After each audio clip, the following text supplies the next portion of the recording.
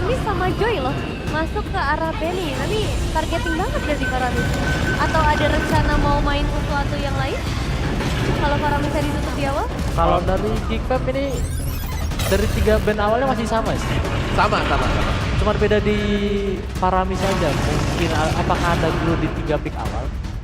Oh, Incer dulu kah? Bisa jadi kayak di sini kan bisa dipancing lah Suyonya di pick di sini. Terus bisa langsung ngambil blue juga buat RRQ-nya. Gitu.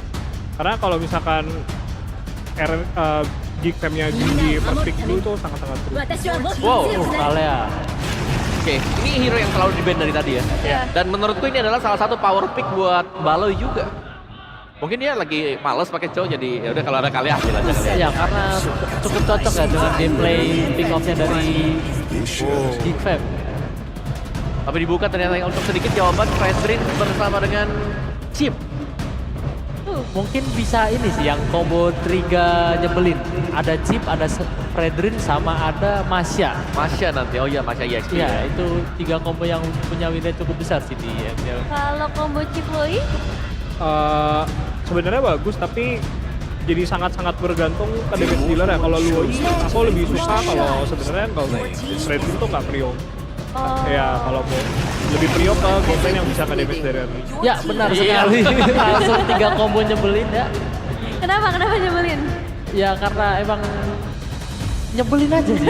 Dari rivernya ada Fredrin, dari Masanya bisa di scaling, nggak bisa main lane jauh, terus nanti tinggal join pakai chip, dia langsung targeting belakang, damage-nya juga wow. Wah. Dan Tapi Masya terlalu dari semua tim yang ada di MPL ID ya, kan nggak semua sebenarnya yang bisa main Masya EXP. ya, dan ini juga baru pertama kali kayaknya ngelihat Dairon menggunakan Masya. Masya, ya bener kan? Iya ya. Sebagai ex-teammate pernah lihat dia main Masya nggak? Enggak, Khalid sering. Khalid ya, Iya, kan Khalid. pertama kali lahir deh Khalid dulu. Iya ya, ini debut pick. Ya tapi kayak waktu kemarin Onyx pakai combo ini, Lutfi pertama kali pakai Masya dan cukup berhasil lah itu kombonya kan. Jadi ya kita lihat saja apakah semenyebalkan itu. Ya, terus Kalea juga di sini selection targetnya agak berkurang jauh lah ya. Dimana ya oke lah kalau ngangkat depan tuh enak banget. Tapi sekarang bergantung banget dari gimana farming dari Harit sama Suyonya juga. Kalau misalkan dari dua itu gak bisa farming dengan baik, ya Kalea mau angkat depan pun gak bisa diburst. Iya juga ya. Yap, dan sekarang untuk target Kalea sendiri kan, ya belakangnya nggak bisa gember. Harit susah buat gember DPS dulu nih. Paling kayak yang kalau memang bisa dicari sekarang Tarja mungkin, itu pun susah banget lawan si Ada Masya. Masya. Ya. Itu. Jadi ada target lagi Masyanya itu. Mungkin itu alasan dari RRQ nge-ban Faramis di 3 awal sih. Mau langsung dia setup di 3 hero ini. Lalu main ke counter juga ya sama Faramis ya. Cukup nyebelin dia. Ini. Oh dia Oke. ini Main buat, sustain ya, depannya ada Fredrin. ya buat kuatin River juga itu. Nge-ban Uranus juga bagus sih biar Masyanya juga bisa bebas jalan. Karena kalau ada Uranus jadi mulai lumayan ketarik-ketarik ya. Ya nggak terlalu bebas dah. Ya. Tapi setahu aku catatannya sebenarnya Gops pernah gak sih pakai Uranus? Kebetulan belum sih. Kebetulan kayaknya itu jarang banget kita lihat ada Uranus yang bakal lepas juga. Mungkin lebih ke respect dari draftnya aja sih. Kayak oke, Uranus bakal nyebelin, siapa tahu dia main. Oke. Jadinya bisa di-ban. Preemptive gitu ya berarti Iya. ya. Preventif ya. Dan Geek, ini mid lanernya berarti butuhnya yang kayak gimana? Utility, damage besar? Geek butuh damage sih, karena walaupun Harit tetap kurang sih damage-nya kalau misalkan ntar kaliannya kombonya kurang banyak. Wow. Tapi Zuxin juga oke buat pegang river ya. Ya buat ya netralin lah dari kimnya biar tidak terlalu bebas juga kan. Terizla ya? Balik lagi muncul nih. Ya, Teresa mungkin lebih ke penalty zone yang dipakai kalau ada shortcut nanti. Ya. Ada yang langsung keluar udahlah, penalty zone di atas dari shortcutnya. Karena mereka bakal main yang team fight ngumpul banget, apalagi ada chip juga. Terus emang Teris ini buat lawan Fredrin, ada di draft Fredrin itu bagus. Karena Fredrin itu apa sih bakal ke depan-depanin, bisa di-pop juga, bisa di-counter. Tapi dijawabnya langsung dengan Kari ya. Dan kita bakal lihat berarti hasilnya seperti apa. Dengan satu pick terakhir dari RRQ mampukah mengubah semua game plan yang sudah dirancang oleh Geekfam sendiri. Langsung saja kita saksikan bersama Papulung dan juga Lim Kocho. Yep, terima kasih all panelists dan itu dia Lim, draft pick di game yang ketiga. Ya, gue masih mempertanyakan lagi dan lagi ya. Dengan visit Kalea, sebenarnya combo zoning kuat, Tapi kalau ngomongin pick-off kurang nyambung sebetulnya. Karena Tsunami Slam gak bisa di follow dengan Lantern. Gak bisa, harus pakai burst damage. Ya mungkin diharapkan dari Suyo, tapi ya kita akan lihat eksekusinya nanti seperti apa. Yap, akan seperti apa lagi nanti hasilnya kita lihat aja teman-teman.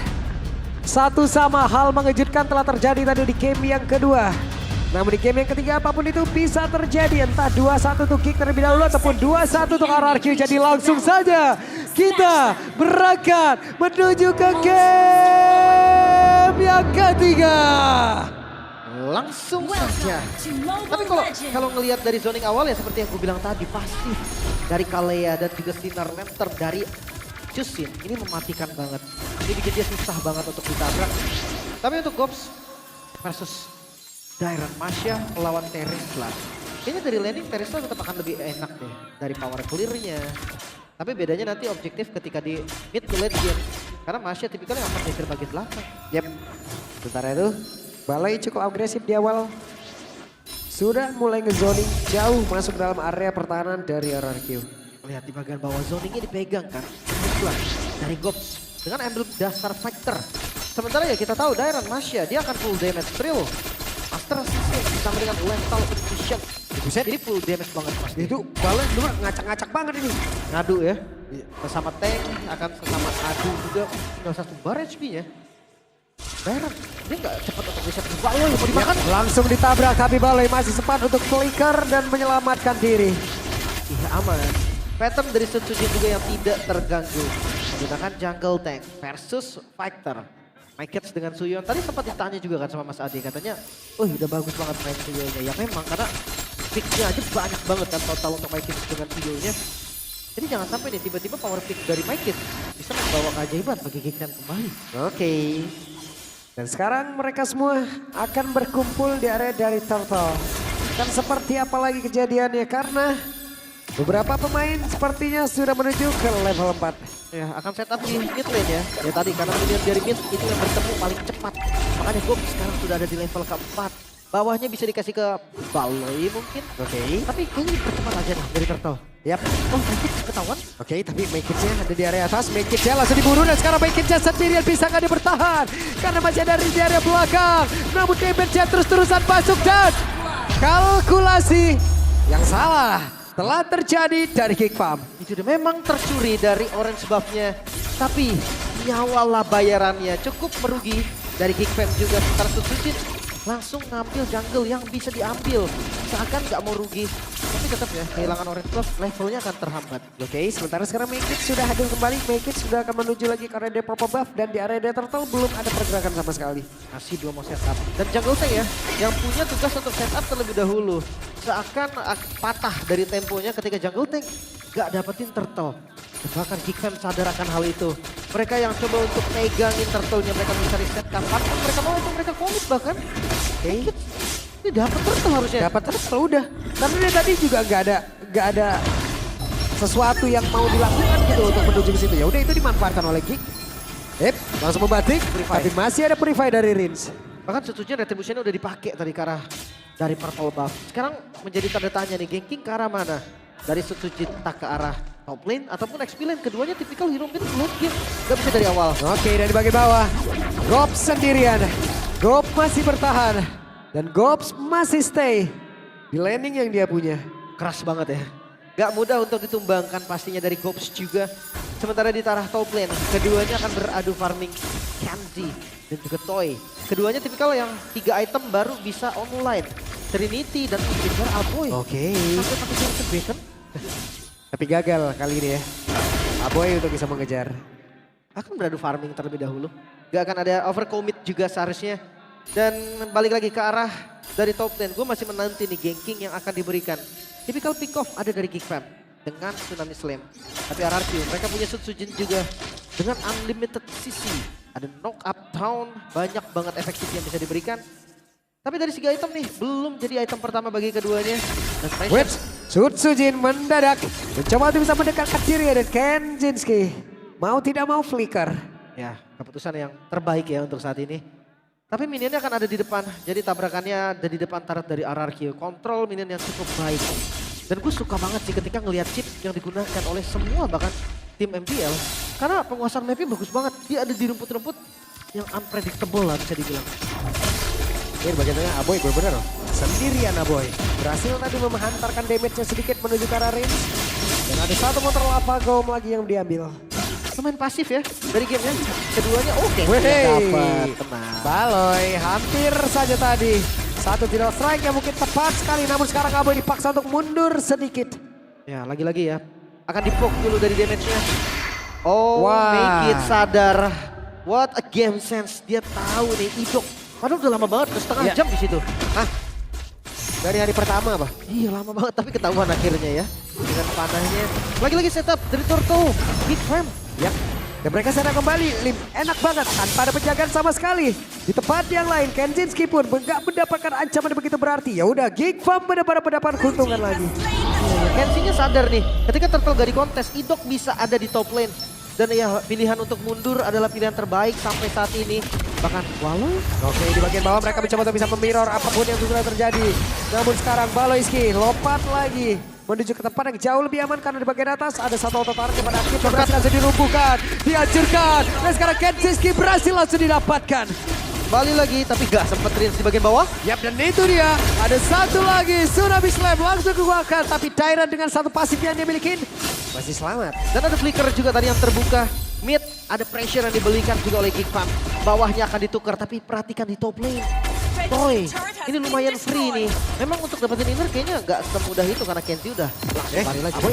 Aboy hampir saja dan tadi ada satu traction pulse yang sudah terlihat namun masih bisa dan juga tidak tepat ke arah dari Aboy. Level 10 make it. Ini hero pegangannya ya, jangan lupa nih dari farming yang lancar. Turtle 2, turtle berarti totalnya udah didapatkan juga oleh Geek Fam. Experience-nya akan unggul. Walaupun dari segi gold, 1200 ya. Ini gold yang minim lah dari Geek juga. Dan Aboy cukup berani menjadi orang terdepan. Aboy langsung ditabrak, tapi depan berbeda langsung saja Baleski hadir. Namun sekarang Zaman Paul sudah terlihat dalam area tersebut, tapi tidak ada follow up damage lagi untuk Baleski hadir bagian depan. Akankah mereka semua berhasil mendapatkan sebuah keuntungan? Dan dapat dadak, ada Gops mulai join ke dalam area tersebut. Satu poin kill berhasil diambil dan Riz menjadi korban lanjutan. Tapi dilompat tidak selesai. 4 player lejap seketika. Dihancurkan Geek Fam. Sekali rotasi yang mereka coba lakukan, 4 member bayarannya, tapi the best thing yang bisa dilakukan oleh Dairon. Sekarang Dairon masih belum punya damage. Dapetin mid turret itu udah menjadi keuntungan maksimal yang bisa dilakukan Dairon barusan. Karena ya mau gak mau, Idok belum sempat buka shortcut ternyata tadi. Yap, tapi bagus banget follow up yang sangat cepat dilakukan oleh pemain dari Geek Farm. Mereka berkumpul, ada portal yang memang tak terekspos, mereka masuk juga semua di situ, mereka hadir juga di situ. Ya inilah yang terjadi, mereka mendapatkan turtle kembali, keuntungan mereka ambil lagi. Cuan. Frank Turtle, Geek Fam. Udah 3 game ini Geek Fam selalu mendominasi early-nya. Gue pikir dengan jungle tank tadi kan yang dipakai Setsujin sekarang. Mungkin bisa untuk kembalikan keadaan, ternyata enggak. Ternyata tetap Geek Farm yang pegang kendali. Ya Bob, oke Gops, keras banget. Gops keras banget. Di sini nggak bisa di instan juga, mungkin butuh Toy ya kalau memang mau makan ke arah Gops. Pertukaran inner turret. Ya bagian bawah dikejar, tapi lihat Idok. Tapi di dalamnya coba kita lihat. Mereka semua boleh berkumpul. Baleski terjebak. Siapa yang menjadi korbannya? Berhasil tadi kembali ke arah satu player dan coba lihat ini belum ada satu wall damage. Tapi Idok yang akan gak bisa selamat dan juga menuju ke arah rekannya. Tidak. Double kill didapatkan Kenzinski di tempat yang lain. Kenzinski kali ini menunjukkan bagaimana damage yang bisa dia hantarkan. Traction pulse dan Dairon dia masuk. Dairon berhasil menggaruk dan selesai pula Kenzinski. Tapi sekarang mereka mencoba untuk bisa mendapatkan keuntungan kembali Purple Bufflim. Itu dia damage yang sakit sekali dari Masya. Gak heran juga ya ketika ada X9 damage, Masya lah jawabannya. Satu buah Thunderclap dengan basic attack yang diperkuat tadi. Langsung setengah HP loh, itu Harith. Tidak ada Zaman Force juga tadi, jadi ya memang gak bisa kemana-mana lagi. Gak bisa ngapa-ngapain lagi. Sementara kalau dari keseluruhan Geek Fam 2000 hampir 3000 gold keunggulan. Cuma jujur kalau ngelihat dari potensi RRQ, kita ingat dari game kedua 8000 gold keunggulan dari Geek Fam. Satu momentum aja yang dibutuhkan, RRQ bisa balikin keadaan, dan sekarang Blast of Despair udah jadi untuk Dairon. Ini Kenzie harus hati-hati banget loh. Ya, karena bisa dipastikan ya Masya akan cuek sama apapun di sekitarnya kecuali targetnya. Benar. Kalau targetnya Kenzie, ya udah Kenzie aja udah. Satu-satunya selamatin Winter tapi Baloy. Yap, itu dia. Mereka mencoba untuk bisa mendapatkan lagi ke arah dari Dairon jadi batik follow up damage yang masuk. Bisakah Dairon bertahan? Tapi flicker ke depan jauh lebih aman. Dan tidak untuk waktu yang lama mereka berhasil mendapatkan objektifnya. Mission complete. Ya, Dairan yang tumbang. Sementara lihat di bagian lain, masih ada split push. Penguasaan map yang akan diungguli oleh RRQ juga. Level 11 berbanding level 14 My Kids. Dia selalu ada di posisi unggul level. Menurut gue ini bukan Suyo effect lagi, tapi memang power peak effect. Makanya patternnya benar-benar lancar dan gak terganggu. Perfect Turtle lagi-lagi kan. Dan mungkin efek objektif karena Lord boleh dicatat. Dan mereka mempercepat lagi. Caranya dari Lordnya, walaupun mereka tahu ya Chip bisa datang kapanpun dan juga memanggil seluruh rekannya. Dan itu dia, Idok masuk lewat belakang. Idok membuka portalnya. Tapi sekarang Kenzie berhasil sudah juga tidak mau lap damage dibanding tadi karena satu play. Tapi Susun masih terlalu tebal banget sekarang. Gopnya langsung aja berhasil dirubuhkan. Bekitsia masih mencoba mengandalkan damage dan Dairan pun gagal untuk mempertahankan diri.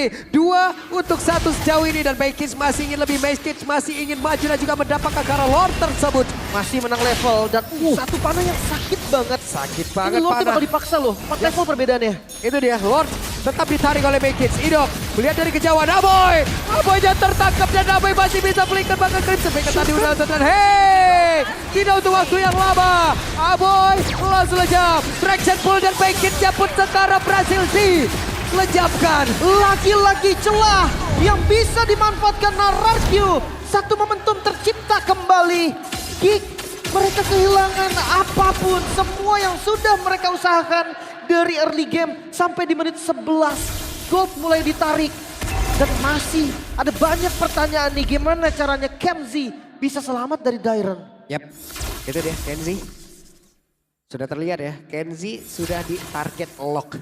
Pasti Kenzie. Atau mungkin kalau ada opsi lain ya ke arah Aboy. Bahkan jangan-jangan Make It nanti. Ya siapapun yang tipis itu bisa dimakan. Tidak ada item defense untuk Make It. Blade of Despair untuk item selanjutnya. Bahkan kalau ngomongin soal Chusin, dia belum jadi Clock of Destiny, bisa ditarget juga. Yap, itu dia Traction Pulse sudah di belakang kembali. Sementara itu, Balesti menjadi orang terdepan. Akankah membantu karena satu player depan dari saya tapi masih jago tadi karena tembok. Menjadi sebuah kerugian untuk mereka. Big Pop masih mencoba untuk bertahan. Loh, top lane-nya ini bakal dilepaskan. Masih ada Holy Defense? No, tidak ada Holy Defense ternyata. Yap, tidak ada Holy Defense. Idok bisa saja masuk area dalam dan juga memakai rekan-rekannya. Mereka sudah akan masuk lewat atas kan? Tidak ternyata Lin. Masih aman, tapi sisa satu hit lagi sih. Ya. Dari base turret-nya. Harus dijaga habis-habisan Traction Pulse. Jadi Traction Pulse dikeluarkan kembali. Gak boleh di-commit. Masih bisa bertahan, bahkan Geek Fam. Mereka tidak kehilangan satu base turret pun. Sekarang permasalahan dari Geek Fam adalah gimana cara mereka ngebuka zona. Mereka nggak punya tank yang pasti. Mengandalkan Gox yang tiba-tiba tadi dipukul sama Toy, langsung hilang. Ini membuktikan kalau ya memang Geek, mereka harus menangin jumlah, mereka harus bawa semua member mereka ketika mau coba open. Yap, itu dia 22% saja sekarang Naik turun ya. dari audience prediction untuk Iki. Iya. Tapi balik lagi ini hanya prediksi saja, Geek Fam. Mereka masih punya chance yang sama. Langsung kabur Traction Pulse. Kok damage aja sih. Ini Bekit sudah level 15, Gox masih 12 dan ya Gox akan menjadi orang terdepan ya untuk menjadi badan. Kita lihat sanggupkah dia sambil memberikan coveran terhadap rekan-rekannya penalty zone-nya. Itu kita tunggu. Hati-hati dengan Idok nih. Shortcut dari Idok. Ini bakal jadi jawaban untuk RRQ.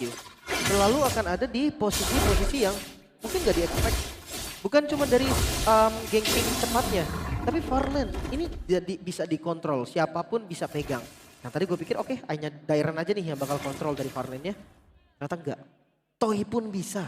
Karena nanti tinggal hadir dengan shortcut. Sekarang level sama, Sutsujin, My Kids. Akan sama-sama di level 15. Untuk Lord selanjutnya, power retribution mereka sama. Pertanyaannya tadi, pick off dari Balo ini gak bisa berjalan dengan mulus. Tidak ada burst damage yang pasti. Yap, itu dia.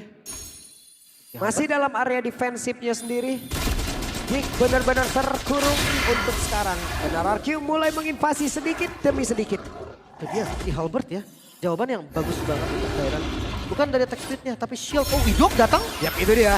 Mereka mencoba untuk bisa mendapatkan Idok dan Idok sempat untuk bisa membagi rekan dan Idok untuk kali ini masih bisa selamat dan kabur ke tempat yang jauh lebih aman dan 2 player dari Geek lejap seketika. Satu buah setup yang gagal. Bahkan Idoknya masih selamat dengan satu tetes darah terakhir. So Lord ini akan di set up. Vision coba dibuka dulu oleh Sutsujin dan tidak ada siapapun di sana. Free, ini gak ada gangguan sama sekali. RRQ lagi-lagi memegang kendali. Oke. RRQ memegang kendali, RRQ memegang keuntungan yang besar. Mereka punya Lord mereka.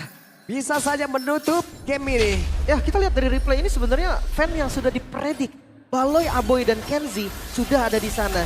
Tapi ini penyakit mungkin hampir, gak semua tapi hampir dari tim Indonesia yang selalu menggunakan Kalea tanpa follow up damage yang pasti. Akhirnya ya waktu yang dibeli cukup, bahkan shortcutnya terbuka dan keadaan berbalik. Oke. Dan itu Mekits mencoba untuk maju sedikit. Gagal. Oh, berhasil sepertinya. Gak masalah sih. Tapi mampukah Geek Fam untuk bertahan kali ini dengan gempuran dari RRQ? Oke, dan The Gops kehilangan supaya SP masuk ke dalam tubuhnya. Hei, Mekits mundur sedikit. Gopsnya langsung aja menyisakan pipeline saja bang untuk sekarang balik dia pun langsung menggila dengan sangat cepat. RRQ, mereka punya keuntungan yang sangat besar. Mereka berlima, mereka punya Lord. Mereka jadi tinggal berdabrak masuk ke dalam area pertahanan dimiliki oleh Geek Fam dan itu dia menjadi kebandekan jatah untuk RRQ. Membalikan keadaan RRQ tertinggal di game pertama, namun mereka unggul di game yang ketiga. Geek Fam, kesalahan fatal yang sama, selalu memberikan celah yang bisa dimanfaatkan oleh RRQ. Dan ya, reset harus dilakukan kembali Geek Fam. Best of 7, bukan hanya strategi, durability juga mereka harus bisa ungguli. Yap. Wow, ini dia. Satu buah draft yang sangat baik juga ya. Dimana tadi Tyrant, Masya sangat-sangat meng-counter dan juga memberikan satu lock pasti untuk beberapa